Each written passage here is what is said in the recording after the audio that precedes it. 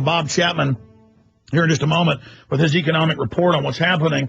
And don't forget, I'll be back this Sunday live, 4 to 6 p.m. Central Standard Time here. If you don't have an AM or FM in your area, you can always listen at Infowars.com.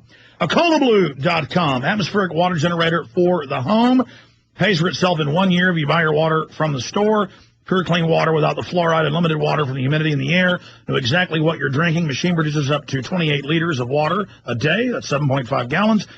The generated water is passed through 7 filters, including reverse osmosis and carbon. Simple to use. No chemicals, pollutants, or toxins. Neutral pH.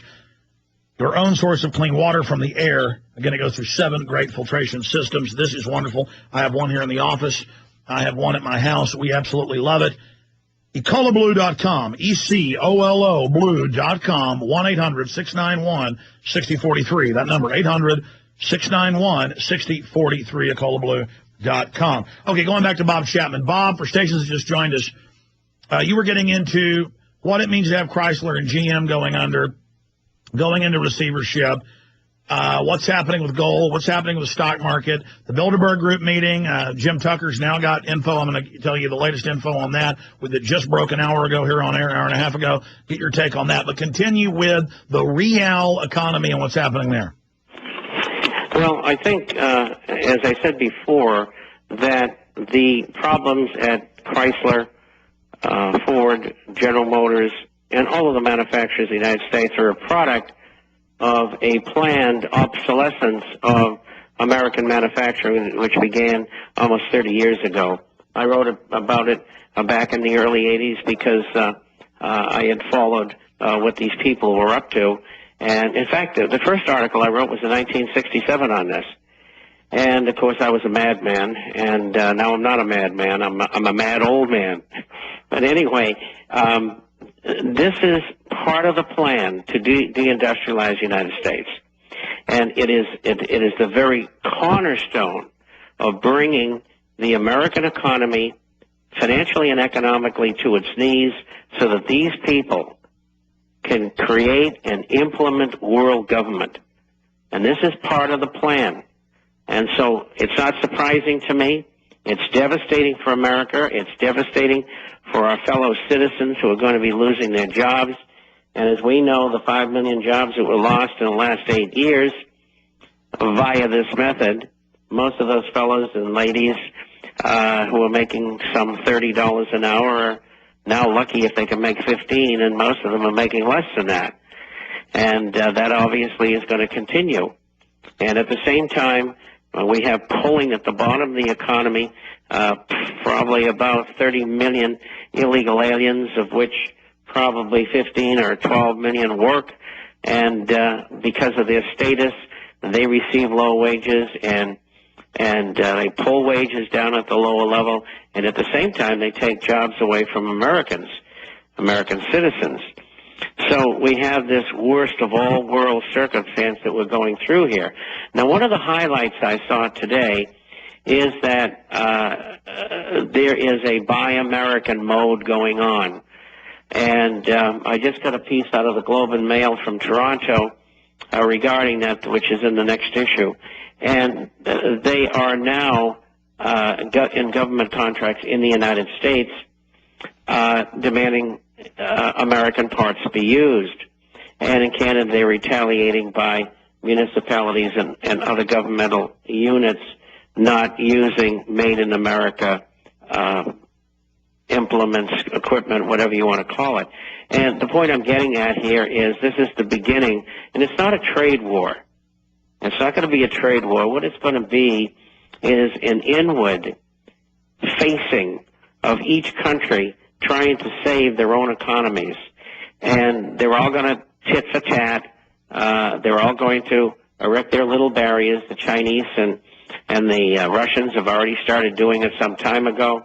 And we're going to see a lot more of it. And all I can tell you is that the best thing that Congress can do is pass tariffs on goods and services, because that will mean that all of these cheap things that are bought, or I should say less expensive things that are bought from overseas, will have a tariff on them, and they'll have to compete. They can't compete on their slave labor anymore. And that's good because then Americans can make those products in America, and then those companies that left our shores can return because it won't be worthwhile for them to stay outside the country anymore. And unfortunately, I'm the only commentator and letter writer that I know of who advocates this, and I wish more would. But anyway, this is where all this came from, and this is where it's going.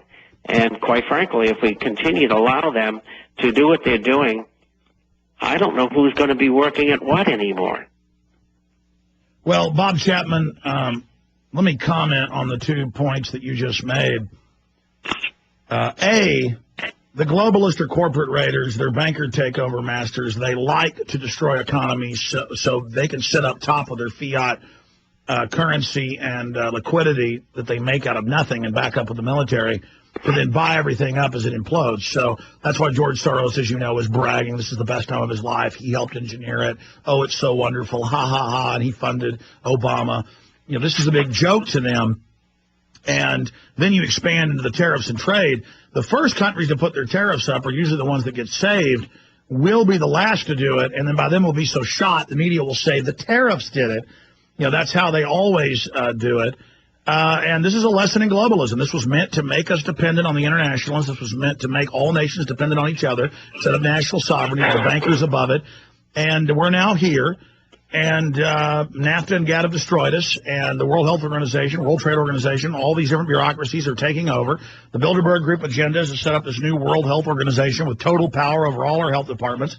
Everything we talk about is now happening, and the very bankers that engineered it all are now the saviors, up there posing as our saviors. And the New York Times reports, like it's a good idea, that government readies youth corps to take on vets. And the first line of the New York Times says they're preparing paramilitary squads of high schoolers, middle schoolers, the scouts, to take on gun owners and veterans. I mean, Bob, as much as we know about this, do you ever still pinch yourself like we're in the Twilight Zone? You know, it's hard to believe it's come to this. We always were afraid that it would evolve this way. And when I saw those children, of course, they're young adults with mock weapons being trained to combat terrorists, and I have it in the next issue as you have, and I was shocked.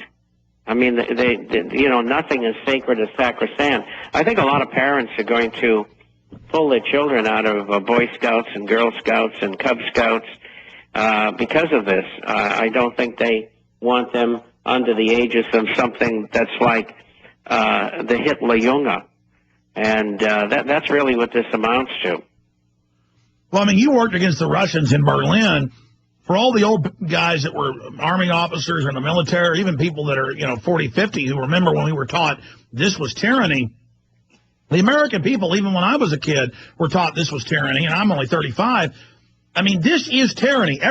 One of these things alone would be tyranny, as a London Guardian reporter said earlier, but there's hundreds of them. I mean, they are going down every checkoff list of hardcore tyranny and double checking. I mean, they are just pulling out all the stops here because they know the people are going to resist this banker takeover, and so they've been building up forever against us. It doesn't look like it's confirmed, Bob. They're going for broke. This is going to get hot. They're going all the way. They're not stopping. I think, Alex, you're right. And incidentally, I'd like to interject that George Soros was convicted of market rigging in France and appealed to the highest court and lost. So he's a convicted felon who paid a fine. And then he was just recently nabbed in Hungary for the same thing, and he had to pay a large fine there. So the guy is a crook. So all of you people who didn't know, George Soros is a crook. But why is he so arrogant? I mean, he's a smart criminal who funds the big liberal websites that attack me every day now. And he literally funded Obama. But why would he tell a press conference? I mean, it was literally in scores of papers a month ago, as you know, Bob. I'm having the best time of my life. This is the culmination of my life. I've basically engineered this, which is him bragging. He's only one part of a gaggle, that did that. Why would the little bastard brag that he's causing all this pain? I guess it's just... Well, he's bragging for his whole group because he's an integral part of it. And as you know, he got his start by deceiving Jewish people in the country in which he was born while working for the Gestapo. so that they could confiscate the goods of Jews.